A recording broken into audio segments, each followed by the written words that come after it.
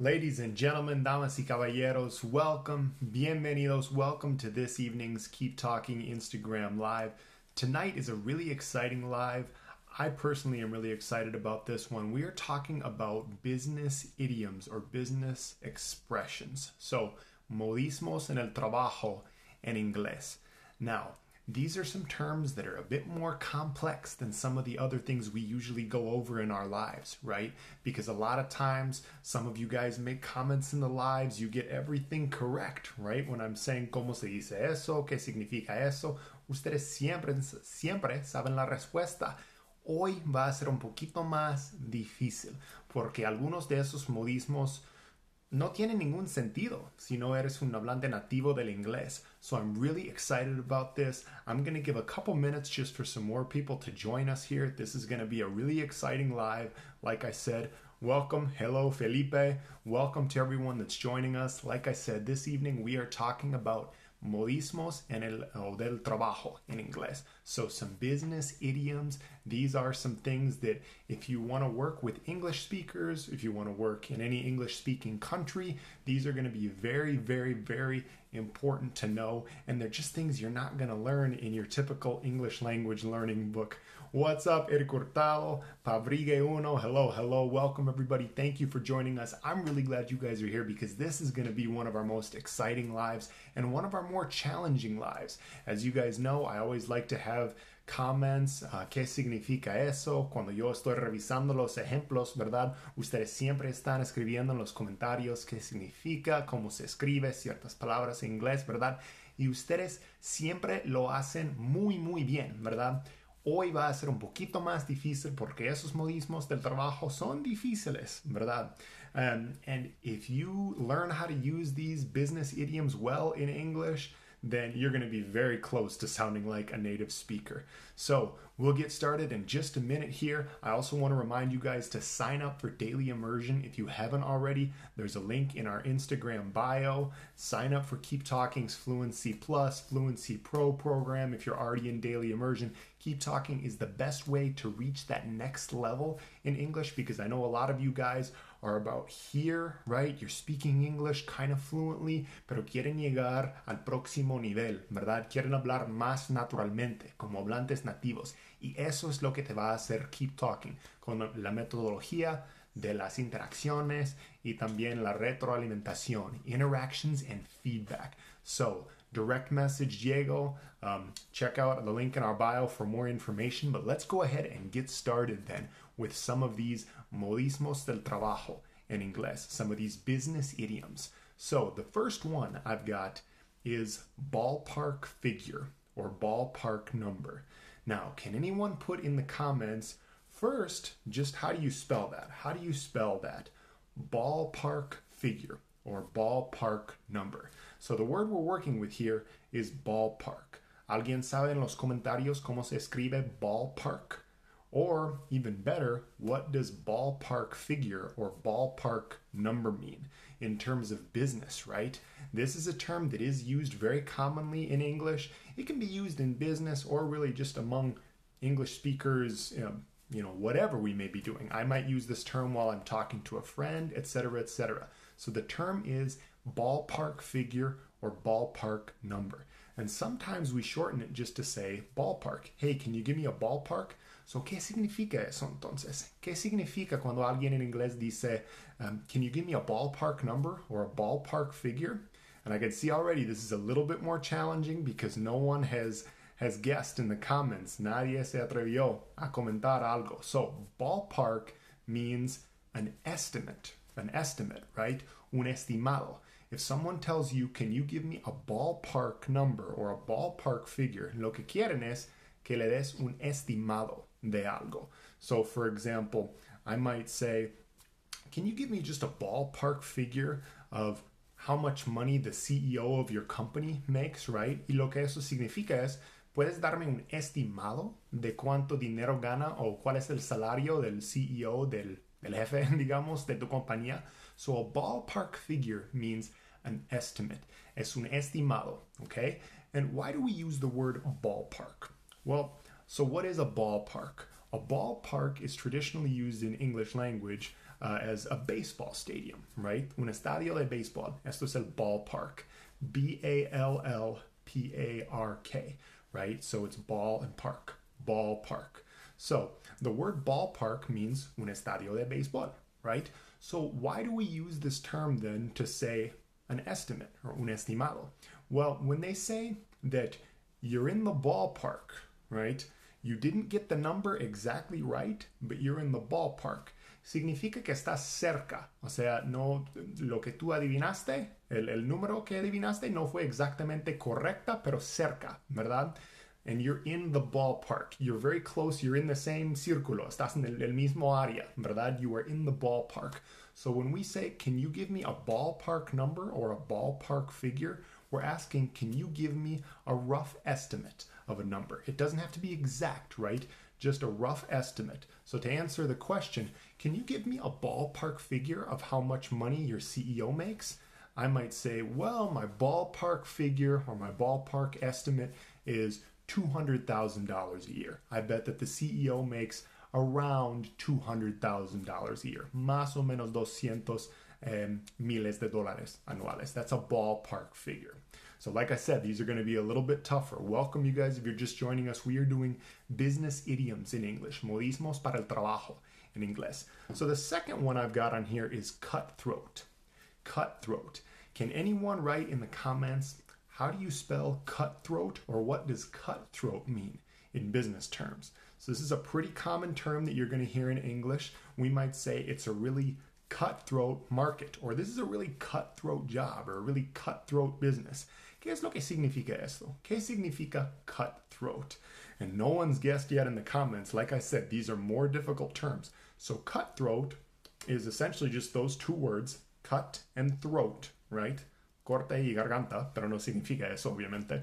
So cut, C-U-T, sometimes they put a dash in the middle, and then throat, T-H-R-O-A-T, like garganta, right? So cutthroat. What does cutthroat mean? Nope, not cat route. So it's a good guess though. Somebody put in the comments cat route. So the word is, or the phrase is cutthroat. C-U-T, like cut, como cortadura, or corte, right? Cut, throat. So C-U-T, and then throat is the second word. T-H-R-O-A-T, como garganta, ¿verdad? So in Spanish, it would be like corte garganta, but obviously that's not it. Right, we've got it there in the comments now. Cutthroat, cutthroat. But what does it mean? Does anyone know what cutthroat means? If I say it's a really cutthroat business or it's a really cutthroat market, what does that mean? Well, what it means is it's a very difficult or very competitive, very challenging market or job. So someone might say like, oh, the stock market is really cutthroat. Es muy cutthroat significa que es muy duro, es muy difícil, es muy competitivo, muy agresivo, ¿verdad? Or maybe you're selling cars. I don't know, right? You're working as a car salesman. Y este negocio de vender autos es muy competitivo o muy agresivo. Tienes que ser muy agresivo para ganar en este negocio, ¿verdad? We might say that it's a very cutthroat business, right? It's really, really competitive, really aggressive, and only the most competitive, most aggressive people are going to be successful in this job or in this type of business or market. It's really cutthroat, right? And that is a very good comment down there. Yep, competing in a strong and unfair way. And not even necessarily unfair. Sometimes they might do some things that seem like unfair to try to get ahead or to try to get an edge on the competition, right? Tratar de estar un poquito más arriba o, tratar de ganar las competencias, ¿verdad? But not even necessarily unfair, just very difficult, right? People are doing everything they can to make the most money or to beat all of their competitors. All right, so the next one I've got on here is long shot. Long shot. So in a business or work-related sense, what does long shot mean? Long shot. So the way it's spelled is just long, L-O-N-G, like largo, and then shot, S-H-O-T, like shot, un tiro, like a basketball shot. There are other types of shots as well, right? But long shot. So what does long shot mean in a business sense or in terms of a job, right? ¿Alguien puede poner en los comentarios qué es lo que significa long shot? What is a long shot? So to give you guys an example, let's say that I'm talking to my girlfriend, right? And I say, okay, hey, I'm going to ask my boss for a promotion, right? I'm going to see if I can get a promotion and get a raise, get some extra money, right? It's a long shot, but I'm going to try, right? So we do have it spelled correctly in the comments there, long shot, Longshot, long shot, como tiro largo, ¿verdad? And that is the same way we would say un tiro largo en un deporte, a long shot. But in this sense, what does it mean metaphorically? What does a long shot mean? So, si yo estoy hablando con mi novia y le digo, yo voy a pedir a mi jefe que me dé una promoción en el trabajo y que un aumento de salario, pero es un long shot. What does that mean? It means it's something with low probability. It's something that's very difficult. We have a comment here that says high bar or setting the bar high. So there's actually another term I'm going to get to that's similar to that. Taking the risk, not likely to succeed. That's the perfect one. Thank you so much, Diego Castaño. Not likely to succeed. It's a low probability. It's a long shot, right? But in this case, maybe if I'm telling my girlfriend, I'm going to ask my boss for a raise, it's a long shot, pero vale la pena intentar, ¿verdad? Es algo que es poco probable, pero voy a intentar y vale la pena. Why do we call it a long shot? The reason we call it a long shot is because it comes from sports. The metaphor comes from sports. Es como un tiro largo, ¿verdad? O con el pie si estás jugando fútbol. A long shot, un tiro largo del otro lado de la cancha. Es muy poco probable que lo metas, but hay que intentar, ¿verdad? It's a long shot, poco probable. Long shot, not very likely. So we have a comment here from Eric Hurtado says, algo que tú intentes hacer aunque es poco probable que tenga éxito o que pase. Exactamente. Very good. So a long shot is something poco probable, but you're going to give it a try, right? So you just say, it's a long shot, but I'm going to try. Nice work, guys. Okay, and the next one we've got here is a no-brainer. I think this one is a little bit easier. We might have even discussed this before. I can't remember, but how about no-brainer? ¿Qué significa no-brainer? And it is written N-O-B-R-A-I-N-E-R. So no-brainer, a no-brainer. What does no-brainer mean? I'm going to take a sip from my mustache mug here, my tea, while you guys are putting that in the comments. Once again, if you guys are just joining us, thank you so much for being here with us. We are going over about 10 work idioms that you're going to hear in the workplace in English or that you used in business. Modismos para el trabajo en inglés. This is some pretty high-level stuff. If you learn to use these well, you will be speaking English quite a bit like a native speaker. So right now we're talking about no-brainer. So what is a no-brainer? A no-brainer is an easy decision, right? It's something like, let's go back to that example. If I'm asking my boss for a promotion and for a raise, for more money, right? And then, even though it was a long shot, if he gives me the promotion, he offers me the new job with the raise, the increased salary, he offers me that, and then I go back and ask my girlfriend, okay, he offered me the new position, the promotion. Should I take it? She would probably say, it's a no-brainer. Of course you have to take it. Significa es una decisión muy fácil. Ni siquiera tienes que pensarlo. Es obvio que deberías de aceptar la promoción, right? It's a no-brainer. And why do we say no-brainer? Because you don't even have to use your brain. It's a no-brainer. It's an easy decision to make. Es muy obvio. Yep, algo como una decisión que es muy fácil o obvia. Exactly. All right, so the next one I've got on here is to raise the bar.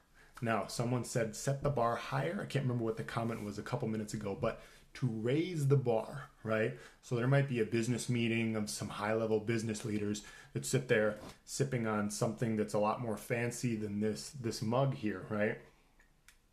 And they might look around the table and say, I think we need to raise the bar. So let's go back to the car example, right? Digamos que estás trabajando en ventas. Estás vendiendo carros. You're a car salesman, right?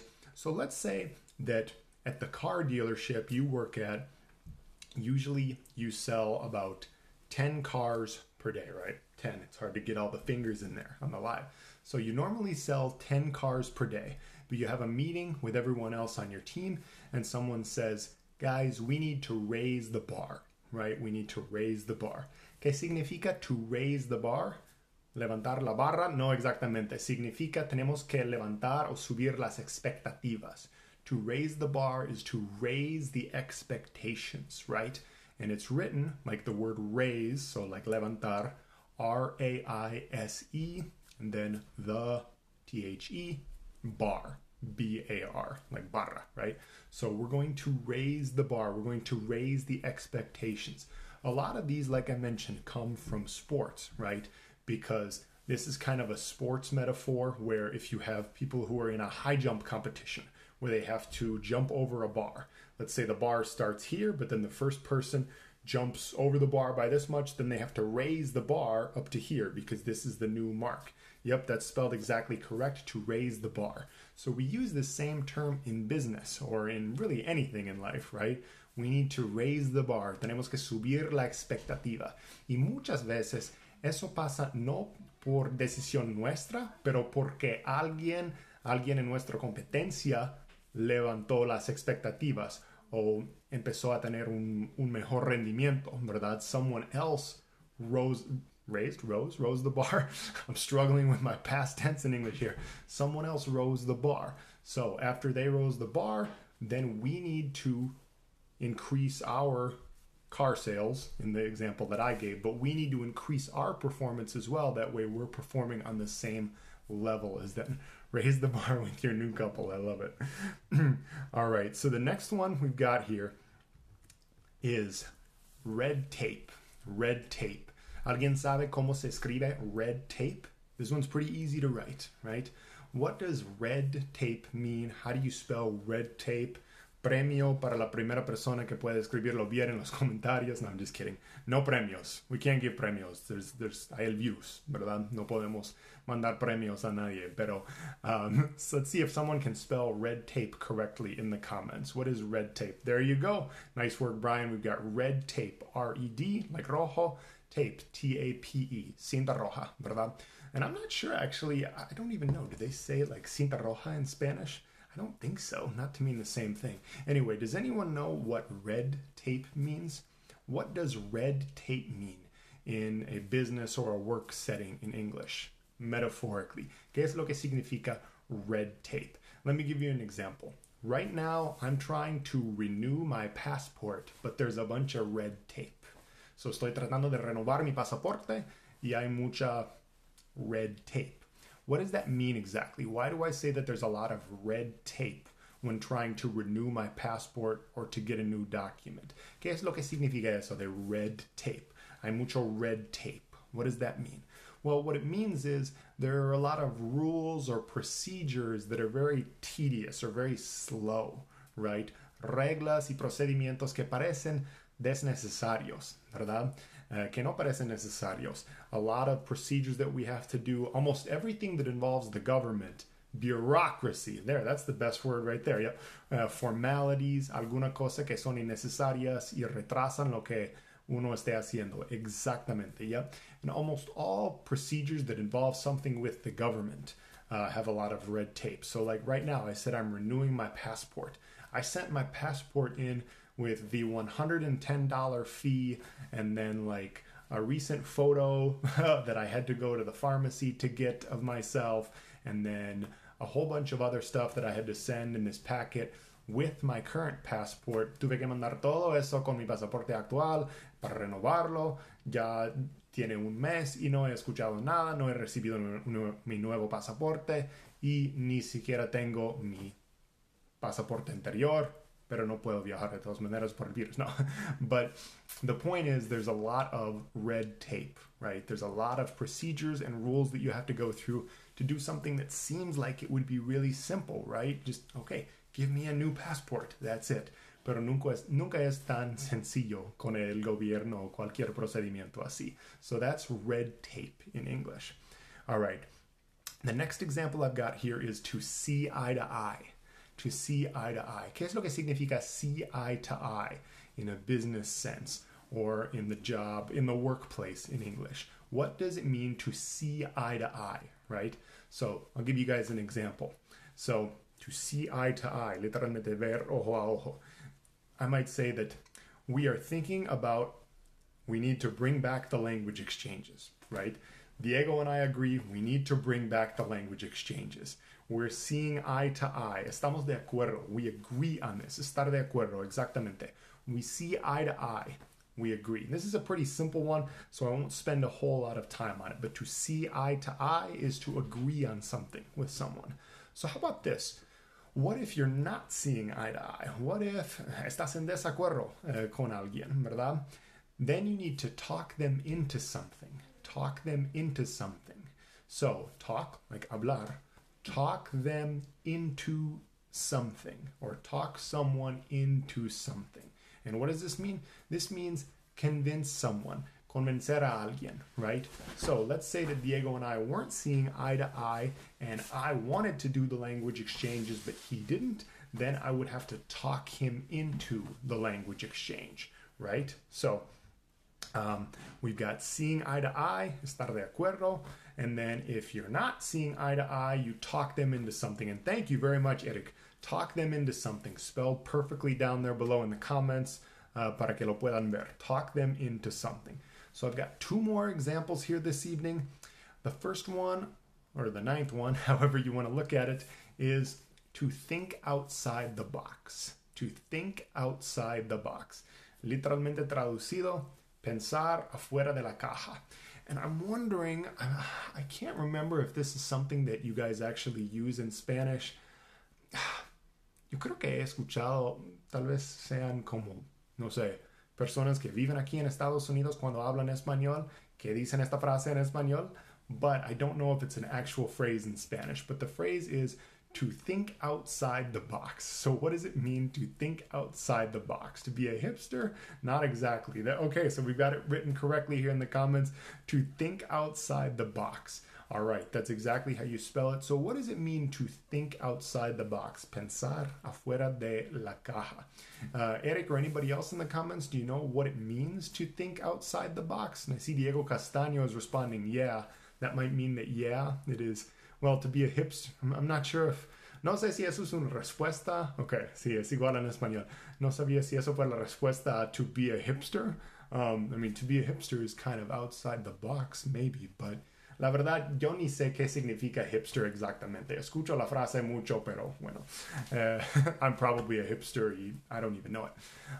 So to think outside the box is to come up with creative solutions, right? So I can go back to the language exchange example, right? I can say we need to start the language exchanges again, but we have to think outside the box because it's not easy to do a language exchange via Zoom or via the internet, right? Es muy fácil hacer un intercambio de idiomas cuando puedes tener a 50, 100 personas en un bar, ¿verdad? O en un restaurante, un lugar en persona. I'm laughing because Maria's hipster number one. So we have to think outside the box on how to do the language exchanges. ¿Cómo vamos a retomar los intercambios de idiomas? So, si ustedes pueden ayudarnos, we need to think outside the box to figure out how to properly do them. And right now, we're trying to figure out the best way to do it, but it's not easy. So, sinceramente, si alguno de ustedes tiene alguna idea de cómo deberían de ser los intercambios de idiomas, nos avisas and we'll all think outside the box together to think of these creative solutions. So, the last one I've got here is to touch base. To touch base. And I'm going to take almost a full minute on this to see if one of you guys can get it without me giving it away, right? ¿Alguien sabe cómo se escribe o qué significa mejor? To touch base. To touch base. So, I'm just reading a comment here. Yes, going back to the last one. Puede traducirse como un pensamiento innovador, diferente, original. Sé creativo. Think outside the box. Exactly. All right, so the last one then is touch base. To touch, literalmente tocar, base. To touch base. What does it mean to touch base? And like I said, this is the last one. I'm not going to give it to you guys easily, so someone's got to get it in the comments here. That is a very, very good guess down there. We've got like doing follow-up. Yes. To talk about something. Yes. You guys basically both got it, right? It's just to contact someone. Contactar a alguien, ponerse en contacto, right? So it could be to follow up on something or to talk about something, whatever it may be. But to touch base, thank you, Eric, that's the correct spelling. To touch base is to contact someone. So I might say, okay, well, we're thinking outside the box about these different ideas for the new language exchanges, but I need to touch base with Diego to see what he's thinking. Necesito contactar a Diego para ver qué piensa él también. So we need to touch base. So that's all the examples I've got for tonight. Does anyone have any other modismos para el trabajo en inglés, or any other questions you wanted to ask about any of these? We've got a couple minutes left. I'm going to take a sip of my tea here. My mouth is getting kind of dry. So you guys can, if you have comments, fire away. O sea, pregúntame, por favor. Hágale, por favor. Si tienen comentarios, preguntas, otros ejemplos de modismos para el trabajo en inglés. To nail down. Wow, that is perfect. Okay, hold on. To nail down. Wow, that is great. Yeah, because that's one. To push back, yep.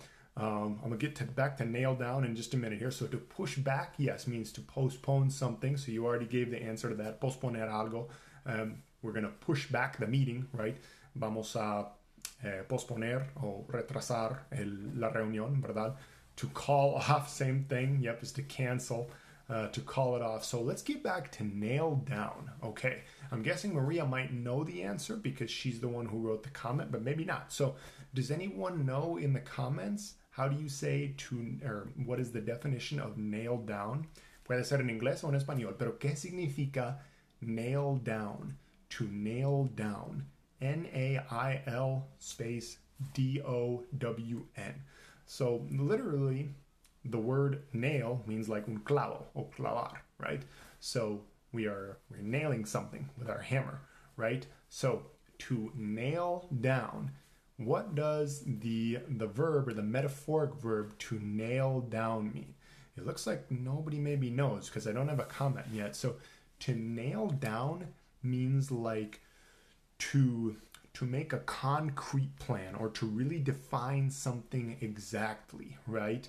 I can use the language exchange again and say that we need to really nail down exactly how we're going to do it. O sea, tenemos que establecer con claridad. Tenemos que definir muy bien. So to nail down, yes, well, Eric's got the perfect definition. I swear you Googled that, right? To make someone give you exact details or a firm decision about something.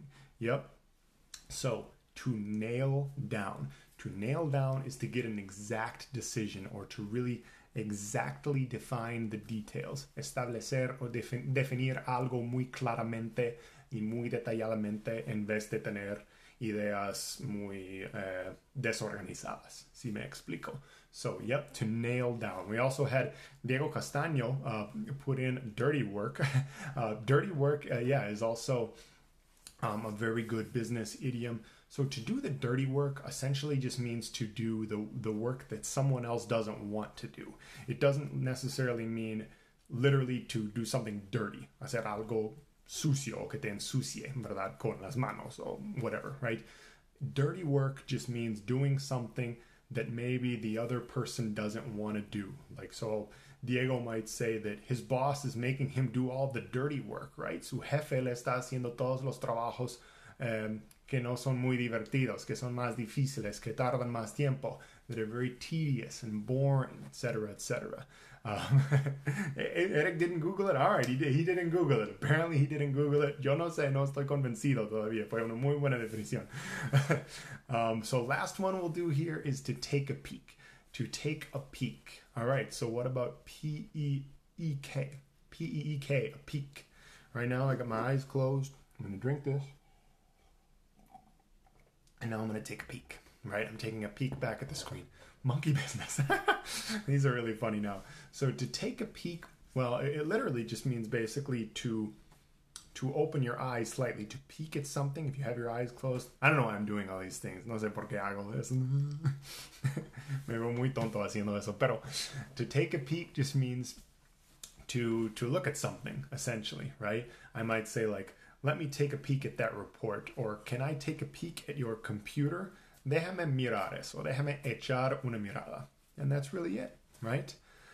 Well, thank you guys so much. I want to remind you guys to sign up for Daily Immersion if you haven't already. And if you're in Daily Immersion, well, then you raise the bar for yourself and you go into Fluency, Fluency Plus. And then if you're in Fluency Plus, you raise the bar and go into Fluency Pro, because Keeptalking's methodology is the best way to take your English from here, where a lot of you guys are now, all the way up to here, right? So I thank you guys so much for tuning in to this live this evening. Once again, we've done modismos para el trabajo en inglés, business idioms in English. The live will be available via IGTV, and we'll also have some clips with some subtitles as well. So thank you guys so much. Les agradezco mucho su participación y que tengan una muy buena noche.